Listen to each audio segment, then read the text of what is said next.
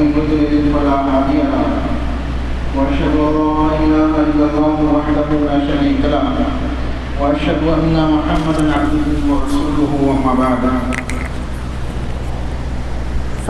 فأعوذ بالله من الشيطان الرجيم بسم الله الرحمن الرحيم يا أيها الذين آمنوا أطيعوا الله وأطيعوا الرسول ولا تبطلوا أعمالكم وقال في موضع آخر بسم الله الرحمن الرحيم لقد كان لكم في رسول الله أسوة حسنة وقال في موضع آخر بسم الله الرحمن الرحيم فإن آمنوا بمثل ما آمنتم به فقد اهتدوا بسم الله الرحمن الرحيم إن الله وملائكته يصلون على النبي يا أيها الذين آمنوا صلوا عليه وسلموا تسليما اللهم صل على محمد وعلى آل محمد كما صليت على إبراهيم وعلى آل إبراهيم إنك حميد مجيد اللهم بارك على محمد وعلى آل محمد كما باركت على إبراهيم وعلى آل إبراهيم إنك حميد مجيد محترم سامعین و پردہ نشین خواتین اسلام، پچھلے چند جمعوں سے ہم ان احادیث کے جوابات سن رہے ہیں جن احادیث کو معاشرے میں پیش کیا جا رہا ہے اور لوگوں کے ذہن و دماغ میں شکوک و شبہات پیدا کیے جا رہے ہیں۔ صحابہ کے خلاف، دین کے خلاف، یہاں تک کہ ایسے لوگ اس حد تک بڑھ گئے ہیں کہ وہ رسول اکرم صلی اللہ علیہ وسلم کے اوپر بھی اجتہادی غلطی کا الزام لگانے لگے۔ اللہ ہم کو ایسے فتنوں سے محفوظ رکھے۔ جو آیتیں آپ کے سامنے پڑھی گئی ہیں، یقیناً یہ ایسی آیتیں ہیں کہ اگر انسان ان آیتوں کو سمجھ لے تو اس کے لیے دین کا لب لباب اور دین کا جو اصل ماخذ ہے اس کو سمجھنا آسان ہو جائے گا۔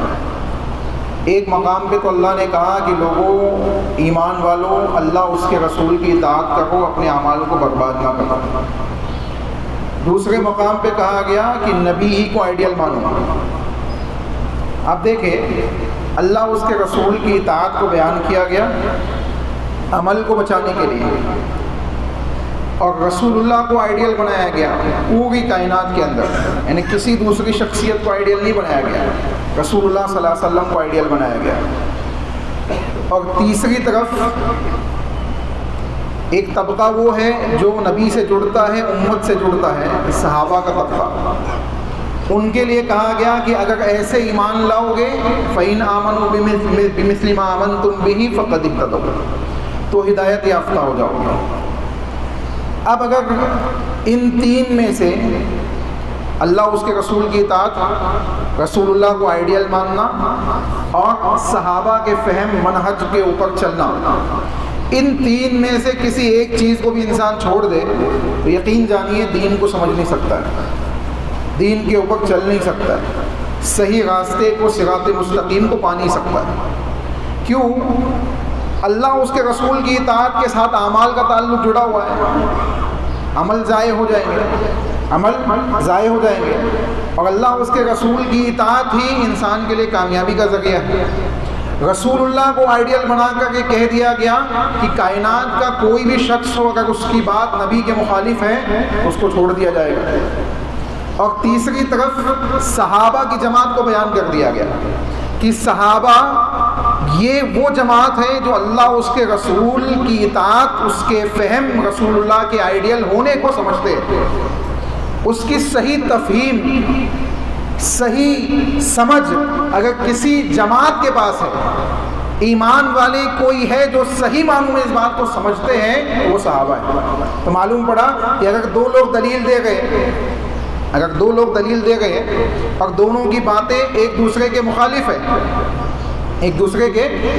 ہیں، تو یہ دیکھنا پڑے گا کہ صحابہ نے اس دلیل سے کیا مطلب لیا ہے۔ بات سمجھ میں آئی؟ مثال کے طور پہ ایک ہی آیت دو لوگ دلیل دے گئے، دو لوگ ایک آیت بیان کر گئے، اور ایک انسان اس سے کچھ دوسرا مطلب لے گا. مثال کے طور پہ شیعہ کہتے ہیں کہ اللہ نے قرآن میں کہا کہ اتم الصیام الی اللیل، روزے کو مکمل کرو رات تک مکمل کرو. اور اہل سنت والجماعت کتاب و سنت کے اوپر جو مسالک قائم ہیں ان کا یہ عقیدہ ہے کہ اتم الصیام الی اللیل سے کیا مراد ہے؟ رسول اللہ صلی اللہ علیہ وسلم نے سورج غروب ہونے کے بعد افطاری کی ہے، وہاں افطاری کر لینا ہے.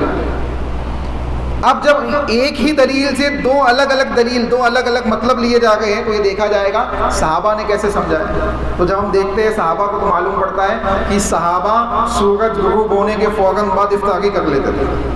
تو معلوم کیا پڑا کہ جو رات کا انتظار کر رہے، عشاء بعد یا ایسی رات کا انتظار کر رہے کہ سورج ڈوب گیا ہے، پورا اندھیرا چھا گیا ہے، آدھا گھنٹے کا احتیاط، 1 گھنٹے کا احتیاط، اس کا مطلب ہے کہ وہ صحیح منہج پہ، صحیح طریقے پہ، صحیح معنوں میں انہوں نے دلیل کو سمجھا نہیں. اب اسی طریقے سے پچھلے جمعے میں ہم نے سنا تھا حضرت عمار ابن یاسر رضی اللہ عنہ کے سلسلے میں کہ رسول اللہ صلی اللہ علیہ وسلم نے بیان فرمایا کہ عمار ابن یاسر کو ایک باقی جماعت قتل کرے گی. اب یہ بات آپ کے سامنے رکھی گئی تھی کہ قتل کرنے والے جو لوگ تھے وہ خوارج تھے، لیکن افسوس کے ساتھ ہمارے معاشرے کے اندر کچھ ایسے لوگ بھی ہیں جو کچھ صحابہ پہ، کچھ صحابی رسول پہ الزام لگاتے ہیں کہ عمار ابن یاسر کو قتل کرنے والے صحابی ابو الغادیہ رضی اللہ عنہ تھے. ابو الغادیہ کون ہے؟ حضرت ابو الغادیہ رضی اللہ عنہ نبی صلی اللہ علیہ وسلم کے صحابہ میں سے، رسول اللہ کے صحابہ میں سے، اور ایسے ویسے صحابہ میں سے نہیں ہے. اس بات کو سنتے چلے، بیت رضوان میں جو صلح حدیبیہ کے موقع پہ نبی صلی اللہ علیہ وسلم نے اصحاب شجرہ والے لوگ تھے، درخت کے نیچے جن لوگوں نے نبی سے بیعت لی تھی، ان لوگوں میں سے حضرت ابو الغادیہ رضی اللہ عنہ ہیں. ان لوگوں میں سے حضرت ابو الغادیہ رضی اللہ عنہ ہیں. اب مسئلہ کیا ہے؟ میں نے جیسے ابھی مثال دی آپ کو کہ ایک دلیل سے لوگ کیا کرتے ہیں، اپنے حساب سے معنی لے لیتے ہیں. تو ہم دیکھیں گے کہ صحابہ نے کیا سمجھا اس چیز سے، تب ہم کو بات سمجھ میں آئے گی کہ صحیح معنوں میں دین کیا کہنا چاہتا ہے ہم سے. اس لیے اللہ نے کہا کہ اگر ایسے ایمان لاؤ گے تو ہدایت یافتہ ہے جیسے صحابہ لائے. تو صحابہ کو دیکھنا پڑے گا کہ کون سی آیت سے، کون سی حدیث سے صحابہ نے کیا مطلب لیا ہے. ہم اگر صحابہ کے خلاف مطلب اگر معنی لے گئے تو اس کا مطلب ہے کہ ہم گمراہی کے راستے پہ، صحیح راستے پہ نہیں ہیں. اب دیکھیں، امیر حضرت عمار ابن یاسر رضی اللہ عنہ کو قتل کرنے والی جماعت باغی جماعت تھی، جیسے کہ پچھلے جمعے میں اس کی ڈیٹیل آپ کے سامنے آ چکی ہے، اور یہ بات واضح ہو چکی تھی کہ خوارج ہی آپ کو قتل کرنے والے ہیں. لیکن ابو الغادیہ رضی اللہ عنہ کے اوپر اس کا الزام لگایا جاتا ہے، اور اس قسم کے لوگ موجود ہیں جو معاشرے کے اندر حضرت ابو الغادیہ رضی اللہ عنہ کو اس کا ملزم قرار دے گئے. اور نعوذ باللہ آپ دیکھیں حدیث کے اندر الفاظ کیا تھے کہ حضرت عمار ان کو اللہ کی طرف بلائیں گے اور وہ ان کو جہنم کی طرف بلائیں گے. تو کیا نعوذ باللہ صحابی، ایک صحابی دوسرے صحابی کو جہنم کی طرف بلائیں گے؟ اگر ابو الغادیہ پہ الزام لگا دیا جائے تو اس کا مطلب یہ ہوا کہ ابو الغادیہ جہنم کی طرف بلانے والے، ابو الغادیہ رضی اللہ عنہ کیا ہیں؟ جہنم کی طرف بلانے والے. آئیے میں آگے چلتا ہوں کیونکہ بات میں سمجھانے بیٹھوں گا تو کافی لمبی ہو جائے گی. ہم اس چیز کو سمجھتے ہیں، سب سے پہلے بیعت رضوان، جن لوگوں نے رسول اللہ سے بیعت رضوان کی صلح حدیبیہ کے موقع پہ، اصحاب شجرہ والے لوگ، ان کے سلسلے میں کیا حکم ہے، وہ کیسے لوگ ہیں، پہلے اس کو سنیں. حضرت جابر بن عبداللہ رضی اللہ عنہ حدیث کے راوی ہیں، کہتے ہیں یقول اخبرتنی ام مبشر انہا سمعت النبی صلی اللہ علیہ وسلم یقول، ام مبشر نے رضی اللہ عنہ نے نبی صلی اللہ علیہ وسلم سے سنا کہ نبی کہہ گئے، رسول اللہ صلی اللہ علیہ وسلم کہہ گئے، کہتے ہیں کہ یقول عنہ حفصہ لا يدخل النار، جہنم میں داخل نہیں ہوں گے، انشاءاللہ اللہ نے چاہا تو یہ لوگ جہنم میں داخل نہیں ہوں گے. کون لوگ؟ من اصحاب الشجرہ، وہ لوگ جنہوں نے درخت کے نیچے رسول سے بیعت کی ہے۔ کون لوگ؟ جنہوں نے درخت کے نیچے یعنی حدیبیہ کے موقع پر رسول اللہ صلی اللہ علیہ وسلم سے بیعت کی ہے۔ اور سنیں کیا کہا اللہ کے نبی نے، من اصحاب الشجرۃ احد، کوئی ایک بھی ان میں سے جہنم میں داخل نہیں ہوگا، کوئی ایک بھی، یعنی اصحاب شجرہ میں سے جتنے صحابہ ہیں سب کے سب جنتی ہے، سب کے سب جنتی ہونے کی سرٹیفکیٹ کون دے رہے ہیں؟ رسول اللہ صلی اللہ علیہ وسلم۔ کہتے ہیں بایعوا، ان لوگوں نے مجھ سے بیعت کی ہے۔ یہ معاملہ لمبا ہے، حضرت عثمان غنی رضی اللہ عنہ کی قتل کی افواہ اڑ گئی تو رسول اللہ صلی اللہ علیہ وسلم نے صحابہ سے بیعت لی، اور اللہ کے نبی صلی اللہ علیہ وسلم نے اپنا دوسرا ہاتھ اپنے دوسرے ہاتھ پہ رکھ کے کہا کہ یہ عثمان کا ہاتھ ہے۔ پھر بعد میں معاملہ واضح ہو گیا کہ نہیں، حضرت عثمان قتل نہیں کیے گئے تھے۔ تو یہاں کیا بات بیان کی جائے گی؟ جن نے بیعت لی تھی وہ سب کے سب کیا ہے؟ جنتی لوگ ہیں، وہ جہنم میں داخل نہیں کیے جائیں گے۔ یہ ایک حدیث ذہن میں رکھے، صحیح مسلم کی حدیث ہے، صحیح مسلم کی حدیث ہے، کوئی ایسی کتاب کی حدیث نہیں ہے جس میں ضعیف حدیث ہے، آتھینٹک حدیث ہے صحیح مسلم کی۔ اب اس حدیث کو آپ اپنے سامنے رکھے، رسول اللہ کہہ رہے ہیں کہ اصحاب شجرہ میں سے کوئی بھی جہنم میں نہیں جائے گا، سب کے سب جنتی ہے، اور انہی میں ابو الغادیہ بھی ہے۔ انہی میں کون ہے؟ حضرت ابو الغادیہ رضی اللہ عنہ، انہی میں جن کے اوپر لوگ حضرت عمار ابن یاسر رضی اللہ عنہ کو قتل کرنے کا الزام لگا گئے۔ سمجھ آئی بات؟ یہ حدیث ذہن میں رکھیے گا۔ اب آئیے اس حدیث کی طرف جو لوگ حدیث لے کے گھوم رہے ہیں کہ عمار ابن یاسر رضی اللہ عنہ کو قتل کیا ابو الغادیہ رضی اللہ عنہ، اس حدیث کو پہلے مفہومی انداز میں سنتے ہیں کیونکہ بات کافی چیزیں ہیں بتانے کی اور وقت کم ہے۔ حضرت عبداللہ بن عون ان ام کلثوم بن جبر قال كنا بواسط القصب، دیکھیں یہ جو دو نام بیان کیے نا اس کو ذہن میں رکھیے گا۔ ان عبداللہ بن عون، عبداللہ بن عون بیان کرتے کس سے؟ کلثوم بن جبر سے۔ یہ دونوں کیا ہیں؟ صحابی نہیں ہیں، تابعی، تابعین تبع تابعین۔ یہ کہہ رہے ہیں کہ عبداللہ بن عون بیان کر رہے ہیں کس سے؟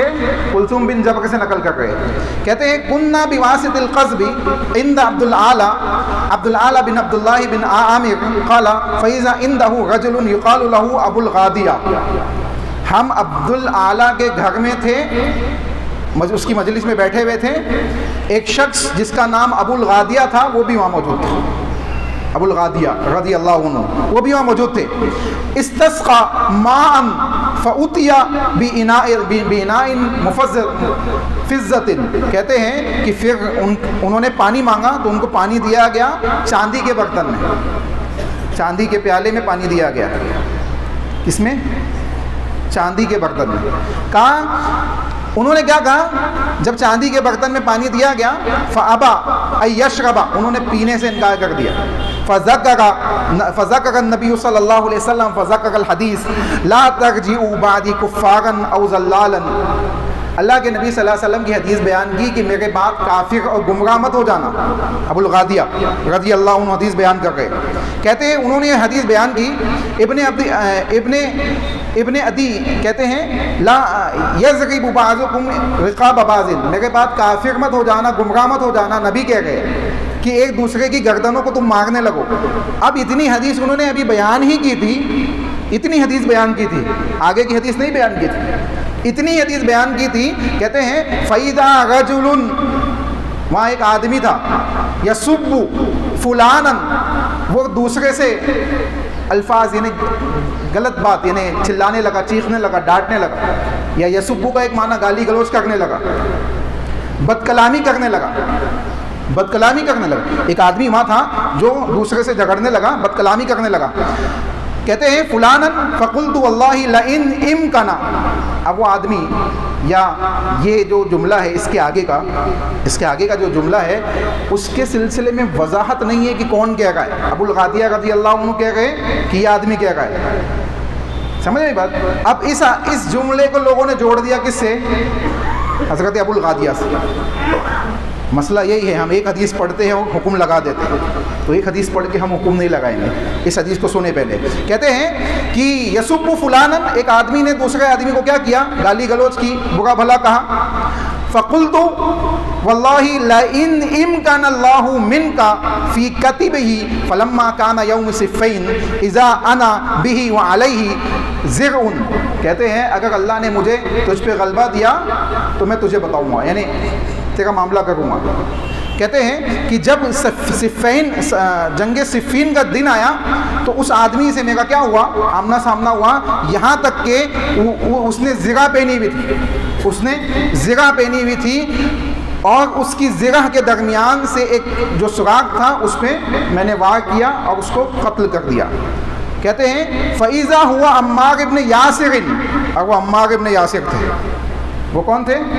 عمار ابن یاسر رضی اللہ عنہ۔ قال قلت وَأَيُّ يَدٍ كَتِفَاهُ يَكْرَهُ أَن يَشْرِبَ فِي إِنَاءٍ، یہ کیسے ہاتھ ہیں کہ چاندی کے برتن میں پینے سے کراہت محسوس کر کے، حالانکہ انہوں نے عمار ابن یاسر کو قتل کیا ہے۔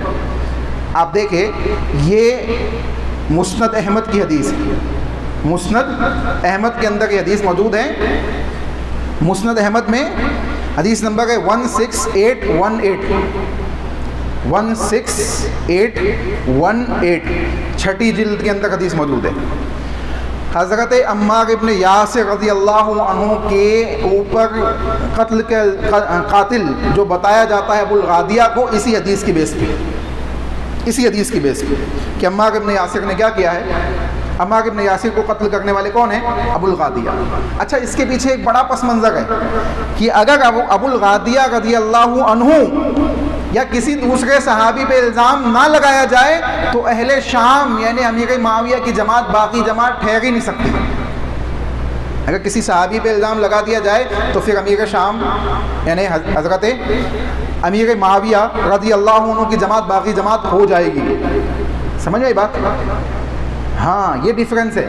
اسی لیے لوگ کیا کرتے ہیں، خصوصاً اہل تشیع رافضی حضرات، وہ کیا کرتے ہیں، وہ حضرت عمار ابن یاسر کا قاتل کس کو بتاتے ہیں؟ ابو الغادیہ کو، ابو الغادیہ رضی اللہ عنہ کو۔ یہ ایک حدیث ہے۔ اب دوسری حدیث سنیں، ہم پھر واپس آئیں گے اس حدیث میں۔ کون راوی تھے؟ عبداللہ بن عون، کلثوم بن جبر سے وہ نقل کر رہے تھے، ہے نا؟ سنی حدیث۔ کہتے ہیں قال حدثنا عفان، اصل میں مسئلہ کیا ہے نا، یہ موضوع جو ہے خطبے کا نہیں ہے، یہ موضوع خطبے کا نہیں ہے، یہ موضوع ہے کلاسز لینے کا۔ اس پہ بیٹھ کے کلاسز ہونی چاہیے، لیکن افسوس کی بات یہ ہے کہ ہماری عوام کے پاس اس کو سیکھنے سکھانے کا ٹائم نہیں ہے، جس کی وجہ سے اس کو مجبوراً خطبے میں بیان کیا جا رہا ہے۔ تو اب مجبوراً بیان کیا جائے گا تو سنیے، دیکھیں کہتے ہیں حدثنا عفان قال حدثنا حماد بن سلمہ قال اخبرنا ابو حفص وکلثوم بن جبر، وہی راوی جو پیچھے والی حدیث میں تھے، کلثوم بن جبر، عن ابی غادیہ قال قتل عمار بن یاسر، حضرت ابو الغادیہ رضی اللہ عنہ سے نقل کر رہے ہیں۔ یہاں راوی کون ہے حدیث کے؟ کلثوم بن جبر نقل کر رہے ابو الغادیہ سے، راوی ابو الغادیہ ہے۔ سمجھ گئی بات؟ ابو الغادیہ رضی اللہ عنہ حدیث بیان کر رہے، ابو الغادیہ رضی اللہ عنہ حدیث بیان کر رہے، ان سے نقل کر رہے کلثوم بن جبر جو پچھلی حدیث میں تھے۔ میں نے کہا نا وہ تابعی ہے، وہ تابعی ہے، وہ صحابی نہیں ہے، صحابی ابو الغادیہ ہے۔ ابو الغادیہ کیا کہتے ہیں؟ قتل عمار ابن یاسر، عمار ابن یاسر کہتے ہیں عمار ابن یاسر رضی اللہ عنہ کو قتل کر دیا گیا۔ فأخبر عمرو بن عاص، اور عمرو بن عاص رضی اللہ عنہ کو اس کی خبر دی گئی۔ راوی کون ہے؟ بھولیے مت، راوی کون ہے؟ ابو الغادیہ۔ راوی کون ہے؟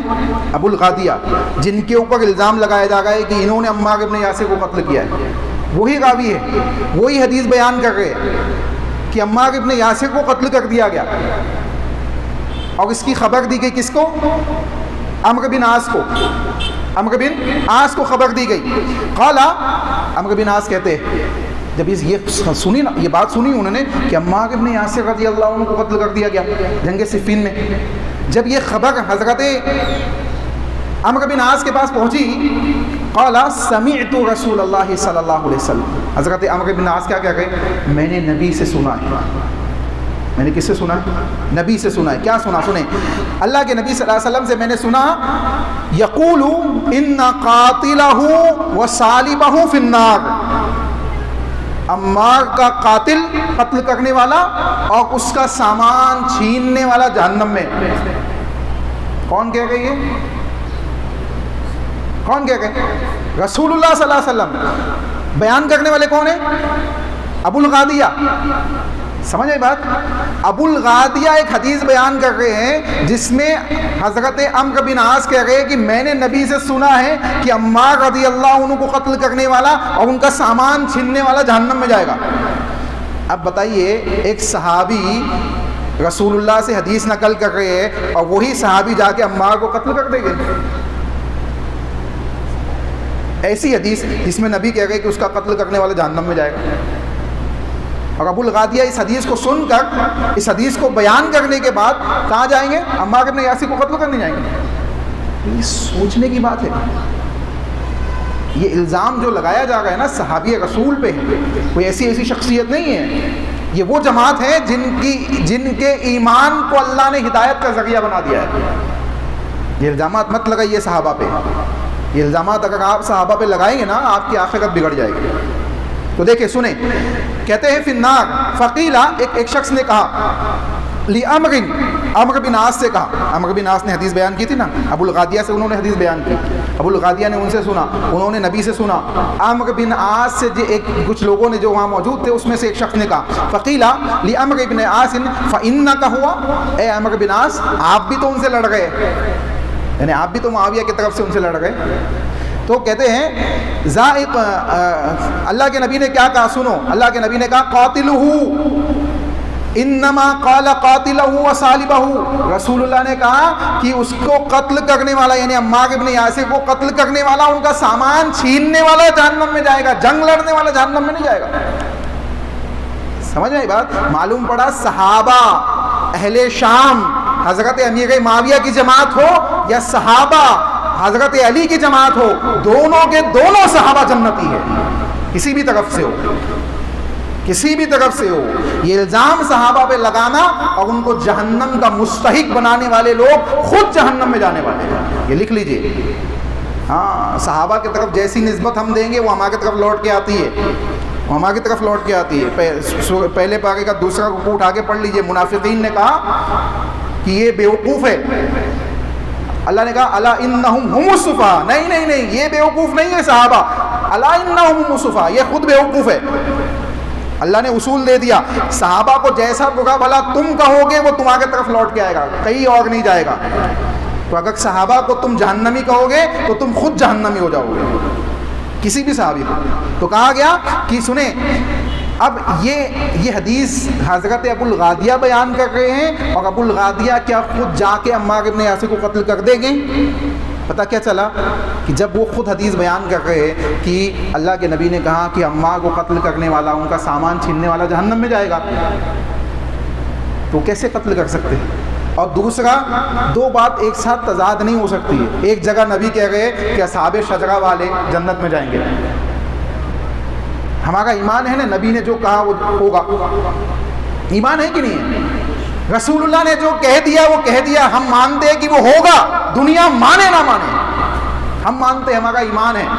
سائنس مانے، دوسرے مذاہب مانے یا نہ مانے، ہم ایمان والے، ہم مانتے ہیں۔ آج دنیا کے لوگ اعتراضات کرتے، دجال کا ذکر موجود ہے حدیث میں، یاجوج ماجوج کا ذکر موجود ہے حدیث میں، یاجوج ماجوج کی دیوار کا ذکر موجود ہے قرآن مجید میں، ہاں ایسی کئی چیزیں ہیں، اور لوگ کہتے ہیں کہ آج دنیا جہاں کا جائزہ لے لیا گیا ہے، دنیا جہاں کو چیک کر لیا گیا ہے، دنیا جہاں کے اندر لوگ گھوم چکے ہیں، کہیں یاجوج ماجوج کی قوم نہیں ملی، کہیں دجال نہیں ملا۔ ہم کہتے ہیں ملے نہ ملے، اللہ اس کے رسول نے کہا ہے، ہم ایمان رکھتے ہیں۔ تم مانو مت مانو، ہم مانتے ہیں، یہ ہمارا ایمان ہے۔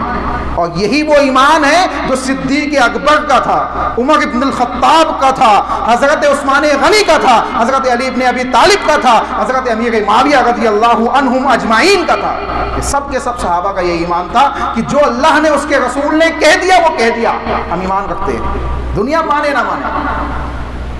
تو یہ فضول کے ہیلے بہانے معاملات کو انجام دیتے ہوئے صحابہ کے اوپر الزامات لگانا ہمارے لیے دنیا و آخرت کو بگاڑ کا ذریعہ. اللہ ہمیں محفوظ رکھے. اب آئیے آگے چلتے ہیں. ربیہ بن کلثوم، اب دیکھیں کلثوم بن جبر سے حدیث سنے تھے نا ابھی پیچھے، یہ ربیہ ان کے بیٹے، ربیہ ان کے بیٹے. کہتے ہیں ان ربیہ بن کلثوم حدثنی ان ابی. ربیہ بن کلثوم اپنے والد سے یعنی کلثوم بن جبر سے حدیث سن گئے، حدیث بیان کر گئے. باپ بیٹے کو حدیث سنا گئے، باپ بیٹے کو حدیث سنا گئے. قال كنت بواسط القذف، وہی حدیث جو پیچھے سنے ہم نے.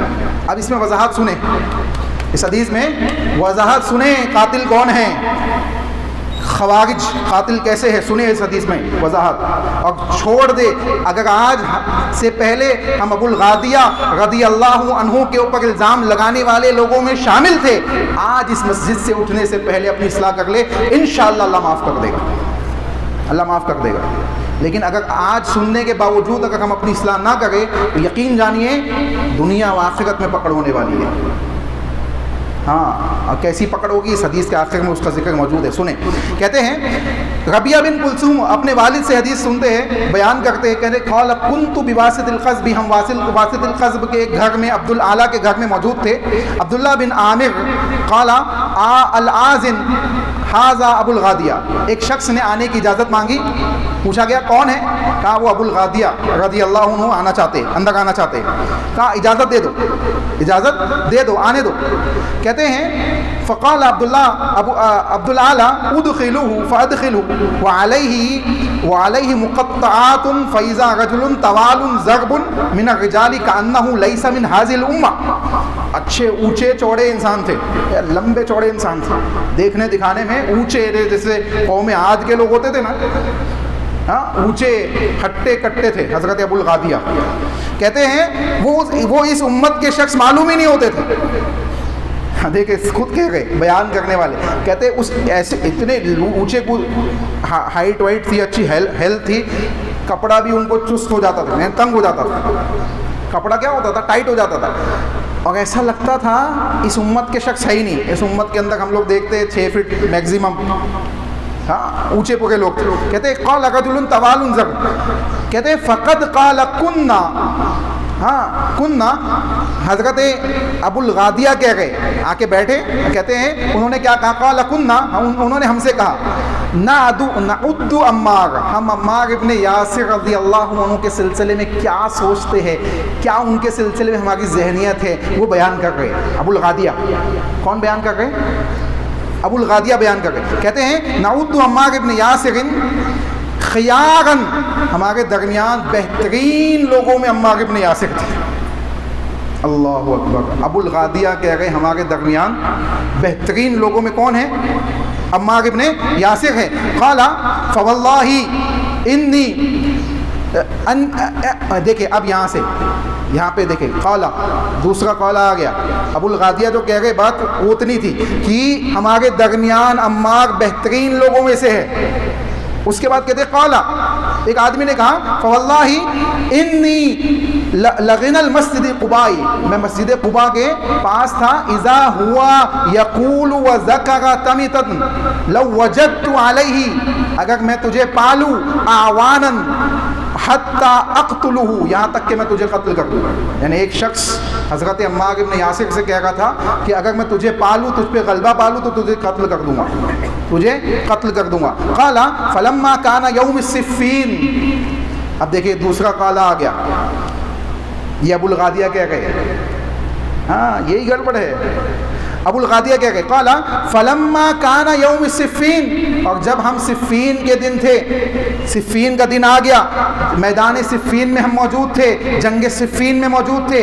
اقبل یمشی اول الکبد، اور پہلا جو گروہ تھا صفین کا وہ پیدل چلتا ہوا آگے بڑھا. پیدل چلتا ہوا آگے بڑھا جنگ لڑنے کے لیے. غاجلن حتی کانا یمین الصفین تانا رجلن بالرمح. ایک آدمی نے حضرت عمار ابن یاسر رضی اللہ عنہ کے اوپر تیر چلایا. کس نے چلایا؟ ایک آدمی نے چلایا. کون کہہ گئے؟ کون کہہ گئے؟ ابو الغادیہ رضی اللہ عنہ کہہ گئے کہ ایک آدمی نے چلایا. معلوم پڑا کہ ابو الغادیہ کہہ گئے کہ میں نے دیکھا کہ ایک آدمی نے عمار ابن یاسر پہ کیا کیا؟ تیر چلایا. کہتے ہیں فیضا راسو، اور ان پہ حملہ کیا یہاں تک کہ گردن الگ کر دی. اور جب ہم نے سر دیکھا فَهُوَ عَمَّارُ بْنُ يَاسِرٍ قَالَ يَقُولُ مَوْلًا لَنَا لَمْ أَرَى رَجُلًا أَبْيَنَ ضَلَالَةً مِنْهُ. ہم نے اس سے بڑھ کر گمراہ شخص نہیں دیکھا اپنی زندگی میں جس نے عمار کو قتل کیا تھا. یہ ابو الغادیہ کہہ گئے. اب جب یہ خود کہہ گئے کہ میں نے ایک آدمی کو قتل کرتے ہوئے دیکھا تو عمار ابن یاسر قتل کر سکتے ہیں؟ عمار ابن یاسر کو یہ قتل کر سکتے ہیں ابو الغادیہ رضی اللہ عنہ؟ کیسے ہم صحابی کے اوپر الزام لگا دے گئے؟ یہ حدیث کا ہے، سنیں. مستدرک حاکم کے اندر حدیث موجود ہے. کہاں پہ ہے؟ مستدرک حاکم کے اندر. حدیث نمبر ہے 5658. 5658. تو یہ حدیث نمبر یاد رکھیں مستدرک حاکم کے اندر. اب سوال یہ ہے کس نے قتل کیا؟ تو دیکھیں دو طریقے. ایک بات تو یہی ہے جو لوگ مشہور کر رہے ہیں ابو الغادیہ رضی اللہ عنہ. دوسری بات یہ ہے کہ عمار ابن یاسر کا سر حضرت امیر معاویہ کے سامنے پیش کیا گیا اور دو لوگوں نے کہا، دونوں ایک دوسرے سے جھگڑ گئے. ایک کہہ رہا ہے کہ میں نے قتل کیا، دوسرا کہہ رہا ہے کہ میں نے قتل کیا. سمجھ گئے بات؟ تو معلوم کیا پڑ رہا ہے؟ وضاحت نہیں ہے کہیں پہ بھی کس نے قتل کیا. لیکن ایک جگہ طبقات ابن سعد اٹھائیے آپ. طبقات ابن سعد کی کتاب ہے، بہت بڑی جامع کتاب ہے. طبقات ابن سعد کے اندر ایک چیز ہمیں ملتی ہے اور لوگوں نے اس کو چھپا دیا ہے. یہ جو ابو الغادیہ پہ الزام لگانے والے لوگ ہیں نا، انہوں نے اس کو چھپا دیا ہے. انہوں نے اس کو کیا کیا؟ چھپا دیا. اور لوگوں کے سامنے یہ چیزیں رکھتے ہوئے کہہ گئے ابو الغادیہ نے ہی قتل کیا ہے. ابو الغادیہ پہ الزام لگانے کا مقصد یہ ہے کہ حضرت امیر معاویہ کو متہم کیا جائے. بس سیدھی سی بات ہے.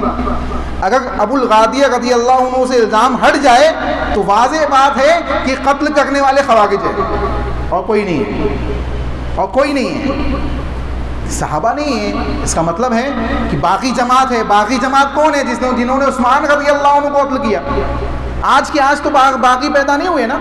جنہوں نے حضرت عثمان کو قتل کیا، جنہوں نے حضرت عمر رضی اللہ عنہ کو قتل کیا، ہاں وہاں سے چلی آ گئی. بغاوت حضرت عمر کے قتل سے سٹارٹ ہوئی ہے، حضرت عثمان کے نہیں. سٹارٹ تو وہاں سے ہوئی ہے. خیر اس کی تو وضاحت ہو گئی، قتل کر دیا لوگوں نے. اس کو تو سب پہچانتے، ابو لولو مجوسی، فیروز ابو لولو مجوسی، سب پہچانتے اس کو.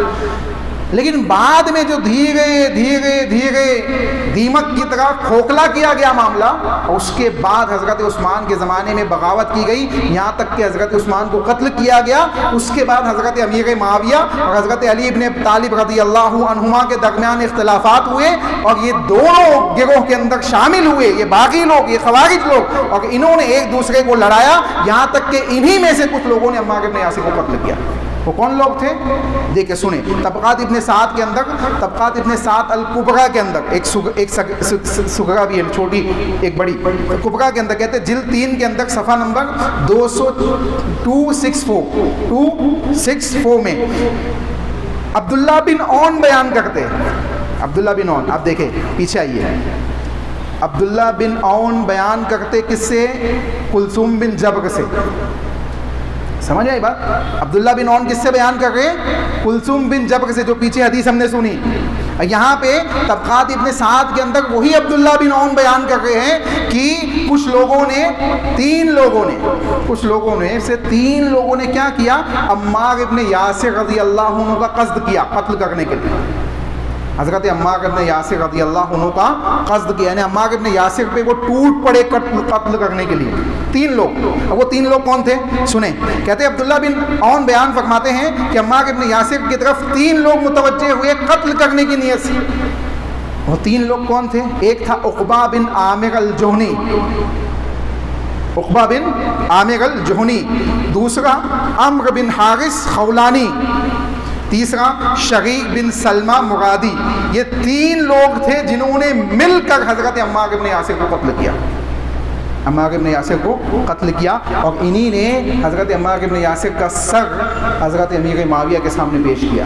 اب آپ اندازہ لگا لیں کہ باقی جماعت کون ہے، سمجھ میں بات؟ اب ہمارے ہاں جو نوجوانوں کو یہ چیزیں یہ حدیثیں لوگ بیان کر رہے ہیں اور ان حدیثوں کے ذریعے نوجوانوں کو گمراہ کر رہے ہیں، سوشل میڈیا کے ذریعے، یوٹیوب کے ذریعے، ہاں پڑوسی ملک کے اندر بیٹھے ہوئے لوگ فتنہ پھیلا رہے ہیں، اور ہمارے نوجوان کیا ہو گئے؟ اس سے گمراہ ہو گئے۔ ان کو چاہیے کہ ذہن و دماغ کو کھول لے، نہیں سمجھ میں آتا ہے تو اہل علم سے رابطہ قائم کرے، اہل علم سے پوچھے، بڑے علماؤں سے پوچھے، اور اس بات کو سمجھ لے کہ اگر ہم اپنے منہج سے ہٹ گئے، صحابہ کے منہج کو ہم نے چھوڑ دیا تو ہم گمراہ ہو جائیں گے، ہم گمراہ ہو جائیں گے۔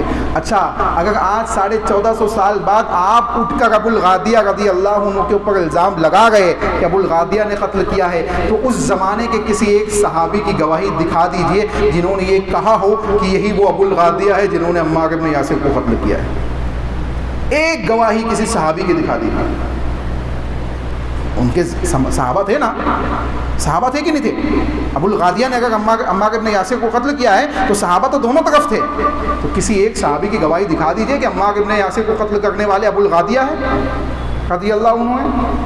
اگر ایک طرف نبی کہہ گئے کہ اصحاب شجرہ سب جنتی ہے اور ان میں ابو الغادیہ موجود ہے، اور دوسری طرف آپ ان کو جہنمی والی حدیث میں فٹ کر رہے، رسول کی حدیث کو آپس میں آپ لڑا گئے ہوئے، جنتی اور جہنمی والی حدیث کی جس کی کوئی تعویل نہیں ہو سکتی، ایسے کیسے ممکن ہے؟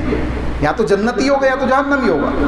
اگر نبی نے کہہ دیا کہ جنتی ہے، اس کو جہنم کی آگ چھوئے گی نہیں، تو اس کا مطلب ہے کہ جہنم میں جانا ہی نہیں ہے، چاہے وہ کچھ بھی کام کر لے، گناہ کرتے ہوئے دکھ جائے، ہمارا ایمان ہے کہ وہ جنتی ہے۔ رسول اللہ نے کہہ دیا، ختم ہو گئی بات سمجھ آئی؟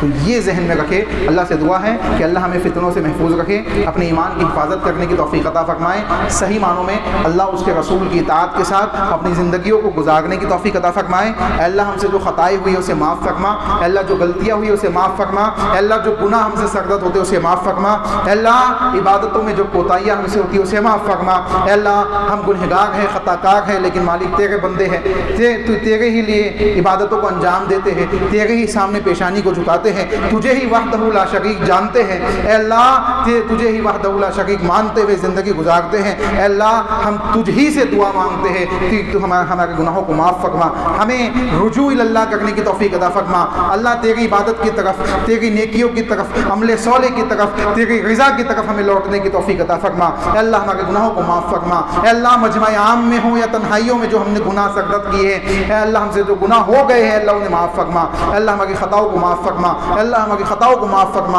اے اللہ ہماری خطاؤں کو معاف فرما، اے اللہ ہمارے عقیدے جو دن پہ دن بگڑتے چلے جا رہے ہیں ہمیں اپنے عقیدوں کی اصلاح کرنے کی توفیق عطا فرما، اپنے عقیدوں کو کتاب و سنت کے مطابق بنانے کی توفیق عطا فرما، کتاب و سنت کے مطابق اپنے عقیدوں کی اصلاح کرنے کی توفیق عطا فرما، صحابہ کے لیے محبتوں کو اپنے دلوں کے اندر اپنی زبانوں کے اوپر پیدا کرنے کی توفیق عطا فرما، صحابہ کے لیے الفت اور محبتوں کو اپنے ایمان کا جز بنانے کی توفیق عطا فرما، اے اللہ ہم خطا کار گنہگار لوگ ہیں، ہماری خطاؤں کو معاف فرما، اے اللہ یہ مسجدیں جو زمین پہ تیرے گھر ہیں، ہم گنہگار بندوں کو تجھ سے جوڑنے کا ذریعہ ہے، اے اللہ ان مسجدوں کی حفاظت فرما، اے اللہ ان مسجدوں کی حفاظت فرما، اے اللہ ان مسجدوں کی حفاظت فرما، اے اللہ ان مسجدوں کے طرف بڑھنے والے ناپاک قدموں کو اے اللہ تو یا تو ہدایت دے دے یا نیز تو نابود ہی فرما دے، اے اللہ ہدایت دے دے یا نیز تو نابود ہی فرما دے، اے اللہ ہمارے آبا و اجداد نے جو اپنے مال و دولت کو وقف کیا ہے، اے اللہ ان کی ان پراپرٹیز کی حفاظت فرما، اے اللہ اوقاف کی حفاظت فرما، اے اللہ اللہ کے راستے میں جو چیزیں وقف کی گئی ان کی حفاظت فرما، اے اللہ کے راستے میں جو چیزیں مومنین نے وقف کیے ان کی حفاظت فرما، اے اللہ ہمارے گناہوں کو معاف فرما، اے اللہ دنیا و آخرت میں کامیابی عطا فرما، اے اللہ جب اس دنیا سے جائے تو لا الہ الا اللہ محمد رسول اللہ کی گواہی دیتے ہوئے جائے، حسن خاتمہ کے ساتھ جائے، تو ہم سے راضی ہو اس حالت میں جائے، نیکیوں کا پلہ بھاری ہو اس حالت میں جائے، گناہوں سے پاک و صاف ہو چکے ہو اس حالت میں جائے، اے اللہ جب میدان محشر میں جمع کیا جائے تو اللہ ہمیں سیدھے ہاتھ والے لوگوں میں شامل فرما، اے اللہ سیدھے ہاتھ والے لوگوں میں شامل فرما، اے اللہ عرش کے نیچے جگہ عطا فرما، اے اللہ عرش کے نیچے جگہ عطا فرما، حوض کوثر سے جام عطا فرما، بنا حساب و کتاب جنت میں جانے والے لوگوں میں شامل فرما، اے اللہ جہنم کی آگ اس کی بھاپ سے بھی ہمیں محفوظ فرما، اے اللہ قبر کے عذابات سے ہم سب کی حفاظت فرما، اے اللہ قبر کے عذابات سے ہم سب کی حفاظت فرما، اے اللہ قبر کی تیاری کرنے کی ہمیں توفیق عطا فرما، اے اللہ جو اس دنیا سے جا چکے ان کی مغفرت فرما، اے اللہ ان کی مغفرت فرما، اے اللہ ان کی قبروں کو جنت کا باغ بنا دے، اے اللہ ان کے لیے جنت کے بستروں کو بچھا دے، اے اللہ ان کے لیے جنت کی کھڑکیوں کو کھول دے، اے اللہ ٹوٹے پھوٹے انداز میں جو دعائیں ہم نے مانگی اس کو قبول فرما لے، آمین۔ ربنا تقبل منا انك انت السميع العليم وتب علينا انك انت التواب الرحيم برحمتك يا ارحم الراحمين۔